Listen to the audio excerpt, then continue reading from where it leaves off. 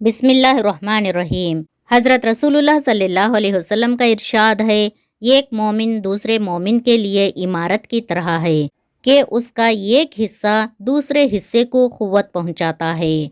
और आप सल्लल्लाहु अलैहि वसल्लम ने एक हाथ की उंगलियों को दूसरे हाथ की उंगलियों में दाखिल किया।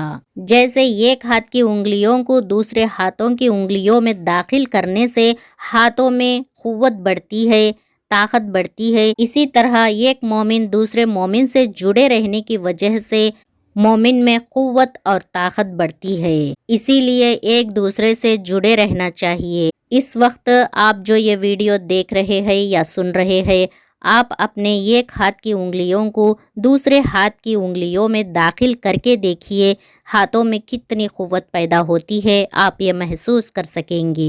एक वक्त करके ज़रूर देखिए। ये आप सल्लल्लाहु अलैहि वसल्लम की सुन्नत है। हज़रत तलहा बिन अबीदल्लाह रज़ियल्लाहु ताला अन्हु का बयान है कि नजद वालों में से एक शख्स नबी करीम सल्लल्लाहु अलैहि वसल्लम के पास आया। वो परेशान था, उसके बाल बिखरे हुए थे। हम उसकी आवाज़ की भनभनाहट सुनते थे और हम समझ नहीं पा रहे थे कि वो क्या कह रहा है। यहाँ तक कि वो नज़दीक आ पहुँचा। जब मालूम हुआ कि वो इस्लाम के बारे में पूछ रहा है, नबी करीम सल्लल्लाहु अलैहि वसल्लम ने फरमाया कि इस्लाम दिन रात में 5 नमाजें पढ़ना है। उसने कहा, बस इसके सिवा तो और कोई नमाज मुझ पर नहीं। आप सल्लल्लाहु अलैहि वसल्लम ने फरमाया, नहीं, मगर तू नफिल पढ़े तो और बेहतर है। नबी करीम सल्लल्लाहु अलैहि वसल्लम ने फरमाया, और रमज़ान के रोज़े रखना। उसने कहा, और तो कोई रोज़ा मुझ पर नहीं है।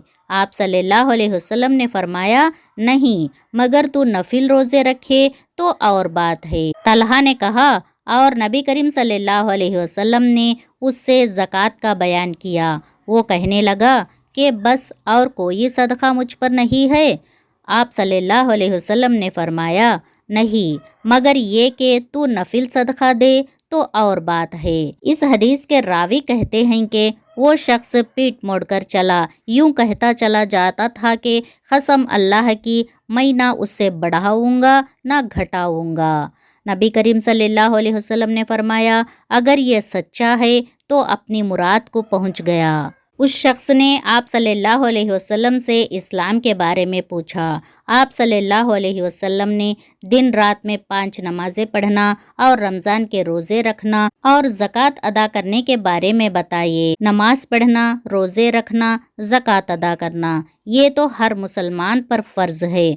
और बात है कि नफिल इबादतें करे और नफिल रोज़े रखे और सदका व खैरात करे, उससे अलग सवाब मिलेगा। उस शख्स ने जाते हुए ये कहा, कसम अल्लाह की, मैं ना इसमें बढ़ाऊंगा ना घटाऊंगा। यानी नबी करीम सल्लल्लाहु अलैहि वसल्लम जो बातें उनसे सिखाई है, बताई है, उसमें से ना मैं बढ़ाऊंगा ना घटाऊंगा। ये कहता हुआ वो चला गया। तो आप सल्लल्लाहु अलैहि वसल्लम क्या फरमाते हैं कि अगर ये सच्चा है, यानी जो कहता है वो करता है, तो वो अपनी मुराद को पहुंच गया, यानी वो अपनी ज़िंदगी में कामयाब हो गया, पास हो गया। ये सहीह बुखारी की हदीस है। रसूलुल्लाह सल्लल्लाहु अलैहि वसल्लम ने फरमाया कि हसद सिर्फ 2 बातों में जायज़ है।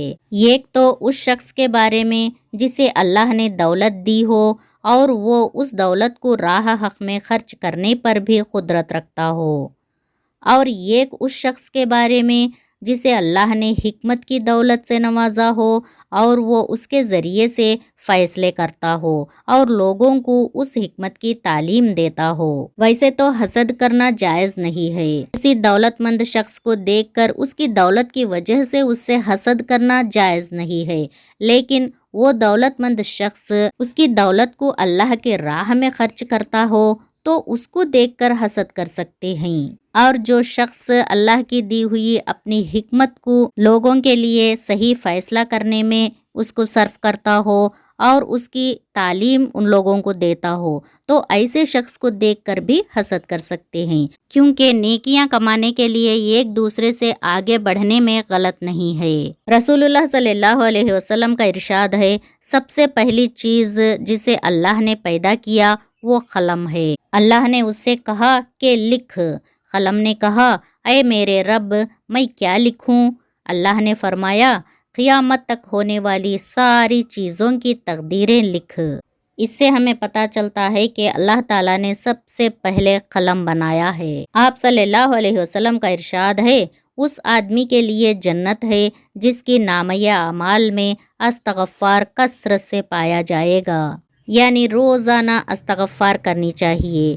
آپ صلی اللہ علیہ وسلم روزانہ 70 مرتبہ سے بھی زیادہ استغفار کیا کرتے تھے۔ جس کے نامہ اعمال میں کثرت سے استغفار لکھا جاتا ہے تو وہ جنتی کہلاتا ہے، وہ جنت میں جائے گا۔ یا اللہ ہمیں کثرت سے استغفار کرنے کی توفیق عطا فرما، آمین۔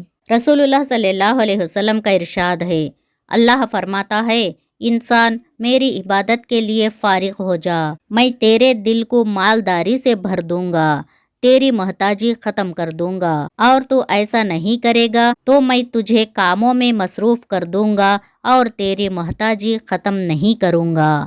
لوگ کہتے ہیں کہ نماز پڑھنے کے لیے وقت نہیں ہے، ذکر کرنے کے لیے وقت نہیں ہے، کمانا ضروری ہے اپنے بیوی بچوں کو پالنے کے لیے، تو اللہ تعالیٰ فرماتا ہے، اے انسان تو عبادت کے لیے وقت نکال، میں تجھے مالا مال کر دوں گا، تیری ساری ضرورتیں پوری کر دوں گا اور تیری محتاجی کو یعنی غریبی کو دور کر دوں گا۔ اگر انسان دنیا کے کاموں میں پڑھ کر عبادت کے لیے وقت نہیں نکالا تو اللہ یہ بھی کہتا ہے کہ اے انسان تو اگر میری عبادت کے لیے فارغ نہیں ہوا تو میں دنیا میں تجھے مصروف کر دوں گا، یعنی تجھے بزی کر دوں گا اور تیری غریبی بھی دور نہیں کروں گا۔